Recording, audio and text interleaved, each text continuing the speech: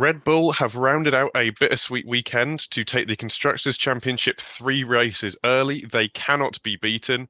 Neither, apparently, can their driver, Max Verstappen. We leave Austin wondering how long his winning streak will last and whether he can, how much he can add on to the 13 race wins in a season that he is currently accrued. Welcome back to the Talk podcast, where this is episode 240. We are here to discuss the United States Grand Prix. My name is Owain Medford, and joining me today we have Jamie Cooper from Everything F1. I made a mistake there, sorry. Hello, how's it going? It's going good. We have then F1 expert Alex Booth. Hello, nice to be back. Haven't been here for a while. Yep, and Jonah Gould from the Tyre podcast. Hi everyone, welcome to my side of the pond. But first, if you enjoy this podcast, we would love if you could take 5 to leave us a 5-star review, 5-star rating on Spotify, or a 5-star review on Apple Podcasts. If you do, you'll automatically go into our monthly draw to win a Grid Talk t-shirt from our champion range of merch. If you're one of the 72% of people who aren't yet subscribed to this channel, where have you been? Please consider helping us out with a like and subscribe. So yeah, that is 13 wins for Max Verstappen, Alex, and he's been unstoppable this year, to be honest, and this weekend in particular. But he's not had it all his own way. Do you see that sort of trend continuing after sort of kind of dominant performance given the circumstances in COTA? I certainly do for the remaining 3 races. Although I would expect in Mexico that I think Sergio Perez will probably take victory there if he's in the running for it, because he'd very much like to win his home Grand Prix. But yeah, for the remaining 3 races, I cannot see Red Bull's winning streak coming to an end. They're just in a different league at the moment compared to everyone else. Ferrari seem to hack it on a Saturday, but they just can't translate it into the race. I know Sainz was punted off in the first corner, but I don't really think he would have made much of a difference to the outcome of the race, to be honest. I still think it had Max Verstappen written all over it. It looked like it wasn't going to go there when they had that shambolic pit stop, but the pace of that car and the way he's driving at the moment, it was never really in doubt, was it? Yeah, exactly. You would have said with a tyre advantage in terms of longevity, Lewis Hamilton, who finished in second, Jamie would have been able to fend off the now 2-time world champion, but it just wasn't to be, was it? No, as soon as Verstappen got into that DRS with a long straight, it was pretty much right on the wall. Unfortunately, it gave a valiant effort. Who would have thought we would have had that Mercedes leading their race when we look back at the start of the season and how bad it was? Yeah, and it's happening more and more often. It's getting to the point where they almost need, just probably ironically enough, a couple more races, just to get right on top of that car, and they might be able to extract a win from it. I'm sure they'll be able to do that next year with that larger number of races. Behind we have someone who had in third place, rounding out the podium, we have someone who really did, to be honest, the best with what he could do, Jonah. Best with what he'd been given, Charles Leclerc, starting at 12th on the grid after a grid penalty, finishing in third. That is got to be the best they could have hoped for, and it's remarkable that Ferrari didn't mess it up. Yeah, I mean, I think it is the best they could have hoped for. We've seen Charles has never finished on the podium when he's started any lower than 7th. But today was just an absolute fantastic effort. Ferrari actually put all the stops through properly. No issues there. Unfortunately, he had to pick up a little bit of the slack with his teammate getting knocked out. But Charles drove really well. We had some great battles between him and Max with that pit stop that was mentioned. But I think, yeah, he really got the most out of it, and Ferrari should be happy with what they got today. Yeah, 100%. I mean, it's not going to mean anything. All they can get is second place, obviously, as has been mentioned, and even then, that's sort of a bit of a toss-up at this point. Rounding out coming up in 4th, we then have Sergio Perez, who, given a sort of a race that would have been more to his strengths, I know he did have that penalty to take. Obviously, that's going to translate hopefully to a better performance next week. But Sergio Perez, it was kind of weird. He didn't manage to do so much. I know he had that damage, Alex, but do you think without that he might have been able to mix it up for the podium, maybe get a 1-3?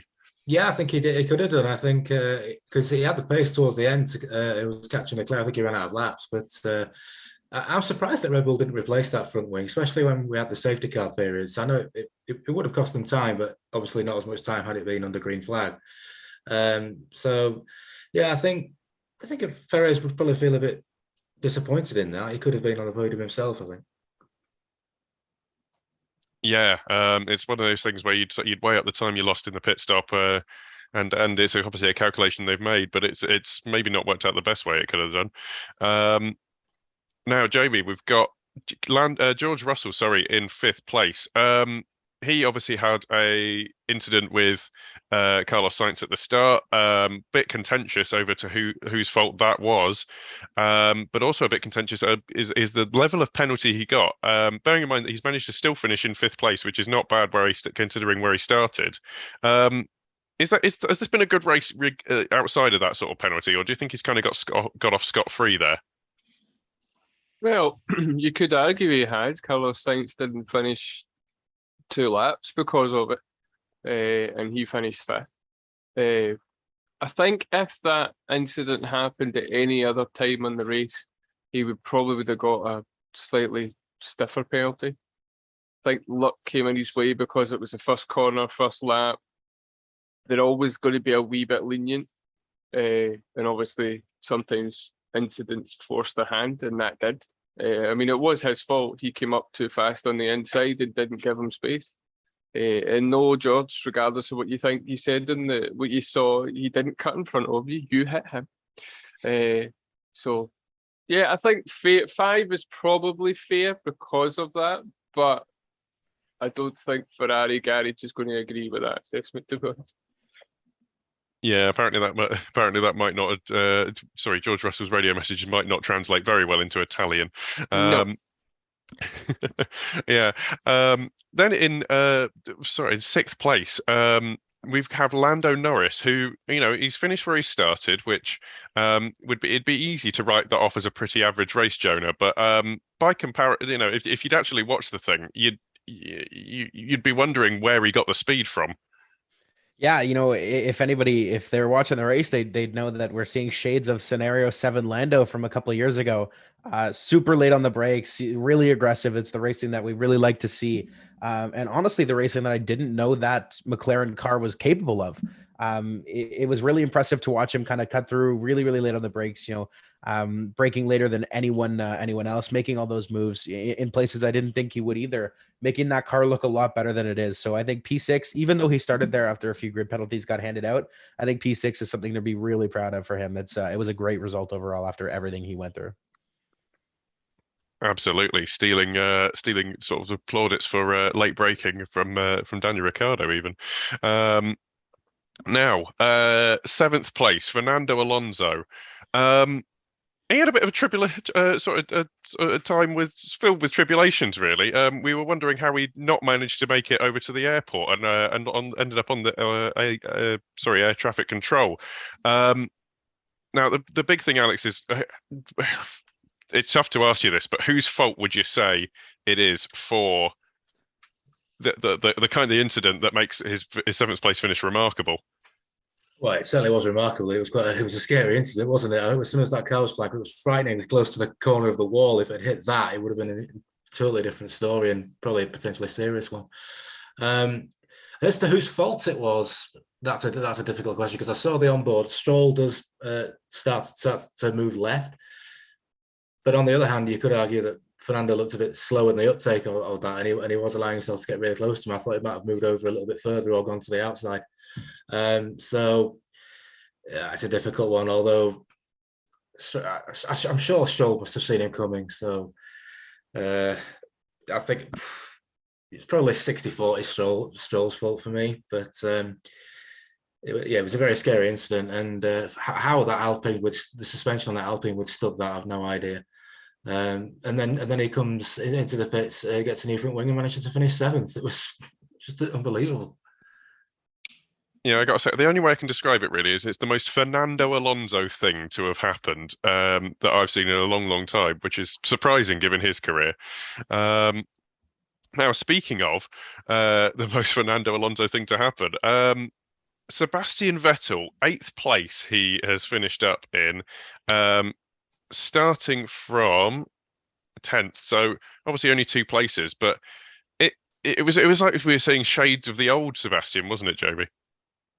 Oh yeah, I mean that I was cheering it on in the last lap when he was passing Magnussen.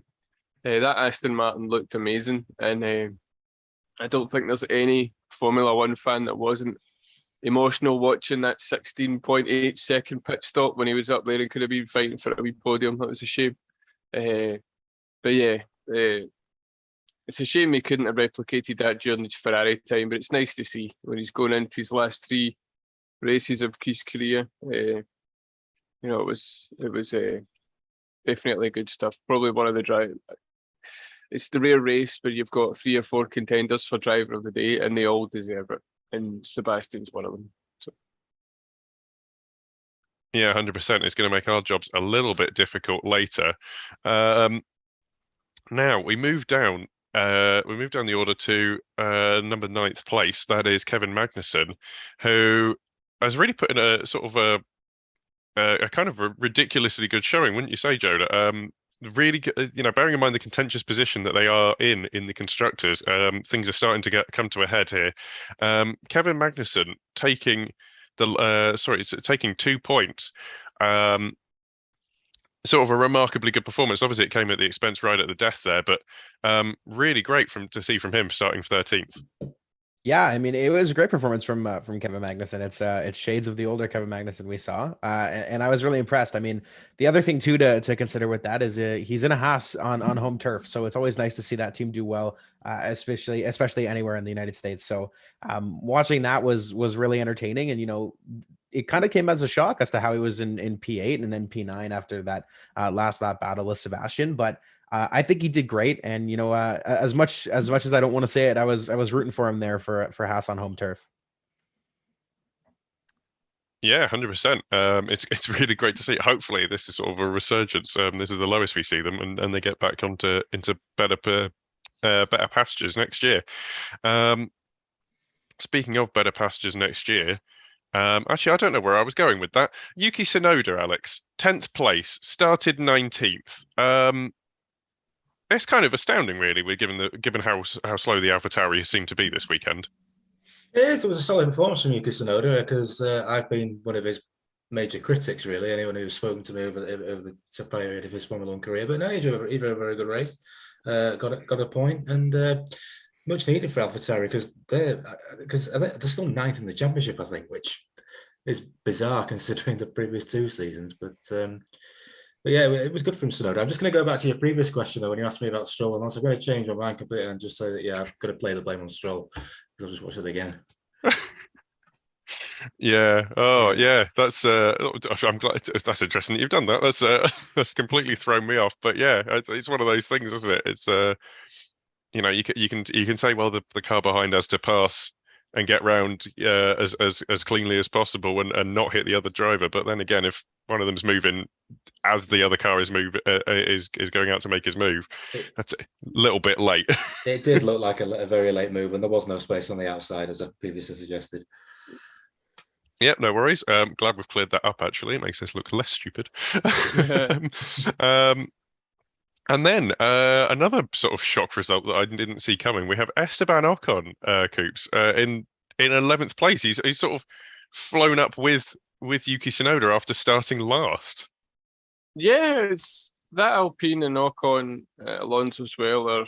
They're very solid cars, and they're doing well, and they shouldn't be close to McLaren for that 4th place spot. No, I'm not a fan of Ocon, or I wasn't a fan of Ocon. I don't know what it was about him. I just didn't like him. And I hate him because he's making me like him. I'm actually quite enjoying watching him now, and I'll be interested to see how he gets on with Gasly next year. But yeah, it was for the race that had so much going on, he was largely anonymous. He just came out the pits at the because it was a pit lane start, stayed away from all the hassle. And I don't actually remember him doing anything wrong. He just slowly got up the field, a bit like Albon, which we'll probably touch on. He just appeared in 11th, and you're like, oh, well, there he's there. So yeah, a very typical Ocon drive, to be honest. Yeah, it's a great point you make. I have often said that I don't know how Esteban Ocon got to the position he's in, but there he is. Arguably, it's kind of nice to be boring in those ways. Yeah. Similarly, Alexander Albon, who, as you touched on, in 12th place, which I literally didn't see it. Jonah, can you shed some light on how he's managed to do that? Well, if I'm not mistaken, don't quote me on this, but I think he started 8th. So he's actually dropped a fair amount of positions. But then again, being the realistic Formula One fan that I am, I can't really blame the guy. He's in a Williams. That car is the slowest by a landslide. So I think anything higher than, P15 or P16 is an impressive drive in a Williams car. Now, obviously, Alex Albon, he's really showing that Williams has more potential when he's behind the wheel of it. It's hard to make the comparison with your teammate in this sense. Even as a Canadian, I can admit that. But I think, Albon, he's showing some promise in that car. It's just really not enough machinery to get him where I know he can be. We saw him do it in the Red Bull a few times, but unfortunately, he just doesn't have the machinery under him. Yeah, of course. It's one of those things we've said it for years, but at least he's not painting the barriers by proxy with that Williams. After that, we have Zhou Guanyu, who I kind of don't know where. Well, I mean, it's a fairly good performance, isn't it, from him, Alex? Sorry, but still, sort of, the best they could have hoped for, given the issues with Bottas. Yeah, he did reasonably well in qualifying. The race pace just sadly wasn't there, and I think he might have been a bit flustered by getting a warning for track limits. That might have slowed him down a little bit. But so yeah, they just missed out on points. So then with Bottas not scoring for a long time, they need to regain the form they had in the early season. Need to pick up some more points. Yeah, 100%. It's a big issue right where they are in the table, and it's one of those things that may well end up costing them. Right, then we have Pierre Gasly, who, as much as he's only dropped 3 places, it was kind of a shocking race, wasn't it, Coops, for him? Oh, it was an absolute cluster. Was it 10? Dropped 10 car lengths behind you in the safety car. Came in to do his 5 seconds penalty, then didn't do that right, and then had to. I don't know if it was resolved. Did they have to come back in? I can't remember that much. I believe you do have to come back in. So luckily they did manage to count to 5 the second time. I don't know how you get that wrong. There's someone standing with a stopwatch, and when it changes from 4 to 5, you go and do your work. It's not hard. Maybe they need to speak to a vampire from Sesame Street to help them out. I don't know, but yeah, it was. It's a shame, but it epitomizes the AlphaTauri season. They've been so lackluster. Their cars, it's just not a good car, and he's struggling with it. Qualifying, Gasly was really critical of the team, which it's quite interesting to find that he's got a contract for another team that's not Red Bull, and then he's that critical. I don't think that's got anything to do with it at all. But yeah, not a race that Gasly or AlphaTauri really want to remember, to be honest. No, it's bad when you're struggling to warm up tyres at Kota, for example. Yeah, it's just been a bad race for him. Someone who it wasn't a bad race for, and it was actually showing kind of some promise, for me at least, was Mick Schumacher, Jonah, 15th place, which is, I've got to say, kind of impressive. Shades of his dad there. Oh man, I was gonna say, it's tough to say, oh yeah, that's an impressive performance from a Schumacher when it's P15, but he was showing some pretty good strides there in mid race, competing in the points, dealing with that 4-car scrum when Magnussen had kind of pulled away a little bit, but It was okay. I obviously wouldn't say it was his best Grand Prix, but any Grand Prix where Mick keeps it decently far away from the walls, I like to consider a good one. I'm really rooting for the guy. I really want to see him do well. He's a young kid, and I'm sure he's got a lot of promise. I mean, how can you not when you come from a family like that? But it's a little bit underwhelming in my opinion, especially seeing how high Kevin placed the car. But then again, Kevin's got a lot more experience under his belt. I think if Mick gets those laps and gets those hours, we can see the same. It's just a matter of if he's going to get that or not. Yeah, 100%. With it, not to pour water on the Barbie there, but there is a certain amount of but he's not exactly outperforming the car, and his teammate is doing significantly better. Mhm. Speaking of doing significantly better, when you've got a teammate, is Daniel Ricciardo, Alex, the lowest position of someone who didn't spin. Just about sums up Ricciardo's season. I was going to say tenure at McLaren, but of course he did get that victory last year, so that kind of is pours a little bit of solace onto it. But yeah, it was a poor race from Ricciardo, and I think he's just counting down to the end of the season to get rid of that car, to be honest. Yeah, it's counting down to retirement, I would say, at least for a year. Will he come back? That's the real question. Will he, I don't know, be passing his resume down people who do other forms of motorsport? That's another question. Apparently, he's hinted he's got a reserve drive for Sunday. Sky think it's Red Bull. Yeah, they don't have they don't have a reserve driver. I would say there's a bit of ignominy there from going from Red Bull, or going away from Red Bull so that you're not the second driver, to going back to Red Bull where you're definitely the third driver. How the tables have turned. Yeah, I don't.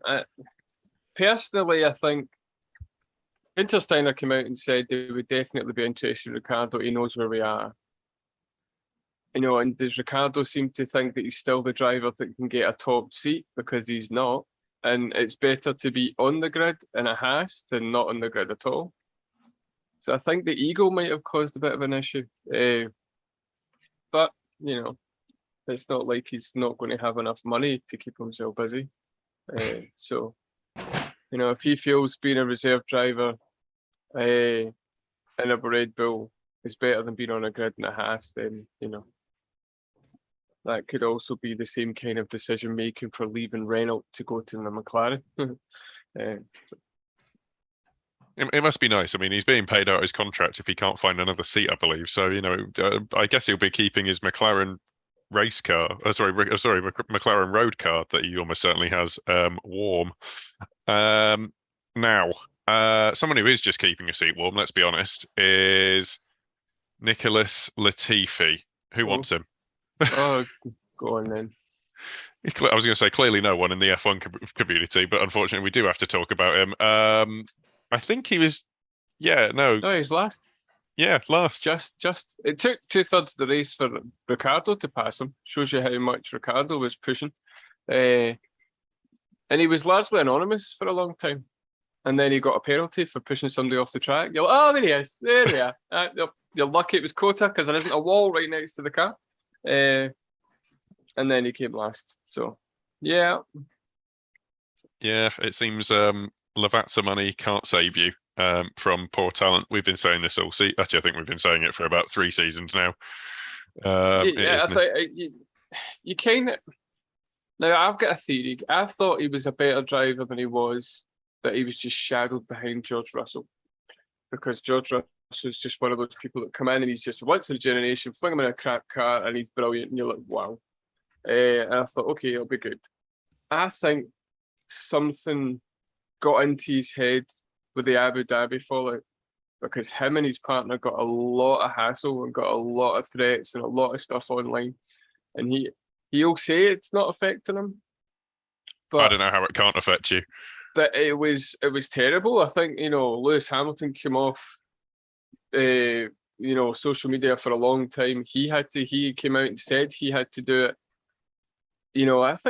I think he kind of lost the fire for Formula One, but didn't want to admit it because of that. I think there's more to it than just him not being particularly good. But he's given it a shot. He's got himself some points. He's now moved up to 20th in a 20 driver championship. Good on him. You know, power to the Latifi. You know, and he'll go away and do whatever he wants to do next year. I'm sure he's got talent. You know, it could just be that Formula One's just not his. You know, he might be a good sports car driver, might do well in Le Mans. He might, there might be some form of driving that he's decent at. It just didn't seem to click for him. I think he'll end up in IndyCar next year. And then he'll win the Indy 500, and we'll be like, what? Marcus Ericsson as well. What now? Okay. I mean, let's carry on. I just think he's just not adapted to the 2022 cars. I think last season he was doing okay. Obviously, the Abu Dhabi scenario will have affected him, but I think this season it's especially due to the fact that the cars have changed. I just don't think he's adapted to it as well as other drivers have. I think that's. I think you can put Ricardo in that as well. It's just not. It happens to drivers over the years. Drivers fall into the new regulations, and then sometimes Formula One just goes away from them. If you see, in that sort of way, so I think, you know, as you've said, Latifi's probably been a victim of that. I think Ricardo as well, because the way the car has to be set up, he's not able to give the confidence in the braking for Ricardo. So took away his kind of ammunition that he usually has. So it happens, and it'll always happen. They'll change the regulations again, and somebody won't adapt, and that'll be that. Yeah, definitely. I think there's a lot to be said for all of the points that you guys have made there.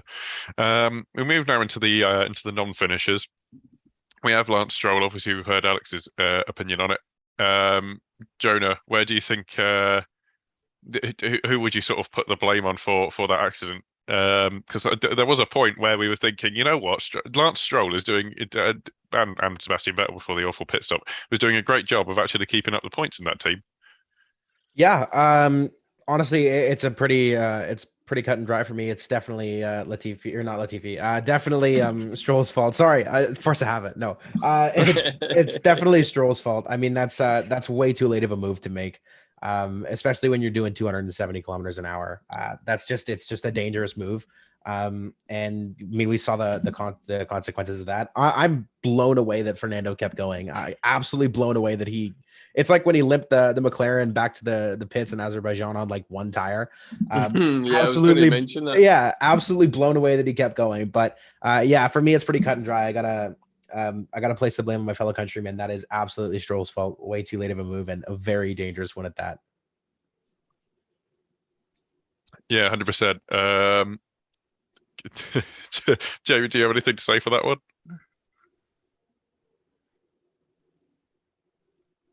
Oh, no. Oh, okay, sorry. I was going to say, do you have anything to say for that one with the Stroll incident? No, sorry, I didn't hear it was me you were talking to. My apologies. That's all right. No worries. It's my fault. I should have spoken up. Yeah, there was somebody tweeted on Twitter. I found at the end of the race that was 100% Alonso's fault, and I'm like, as you could probably gather, Twitter didn't quite come down on their side of the opinion. No, you're right. He moved over far too late, and it was very much like, as Martin Brundle said, that could have been an airplane accident, as he likes to say every so often. It was bad enough just looking at it, and you know, if you're going to make a mistake like that, you're glad that your dad owns the team. That's all I should say. Yeah, I think perfectly put. Valtteri Bottas, I don't. Does anyone actually know what he retired from? Because I don't remember. Off, yeah, he beached it. Oh, of course he did. Well, how? Right, okay, I'm sorry. Okay, that is a failing on my part to not remember the only thing that kicked this race back off. Did he lose it, or was it? Yeah, lost the back end now. Just coming around. It was the same place as. Was it Gio? Was it the same bit where Gio had an accident off in practice, or was that a bit later? That was where Latifi went off. Is that where Latifi spun? Yeah, that's where Latifi spun. Bottas lost the rear at exit of turn 19 and bent it in the gravel trap. Is that like the only gravel trap in that whole track? One of them, yeah. He found it. Oh, there's something to be said for, but that's funny. That no, I'm assuming it was wind that caught him out. I think that's where the wind was coming from. I was about to say we'll give him the benefit of the doubt, but then again, it's Bottas. Like, should know better. You can't. There's 20 drivers there, and he's the only one at Bindle at that. It could have just been a freak bit of wind or whatever, but the Alpha Tauris, since everybody Alpha Tauri, Alfa Romeos, since they've all everybody else has caught up and surpassed them, and they've been left behind ever since then. They've kind of just languaged and been largely anonymous for pretty much the second half of the season. If my memory serves me right, Bottas hasn't had any points since Canada. Yeah, He's done 9 races now at that point. Yeah, he's going to reach the number of races without points that Max has won in the season. Oh, nice. I think he might, because he's at 9 now, and there's 3 left. Yeah, if he doesn't get any points in the next 3, then it'll be 12. It'll be 12 he'll get. Just under.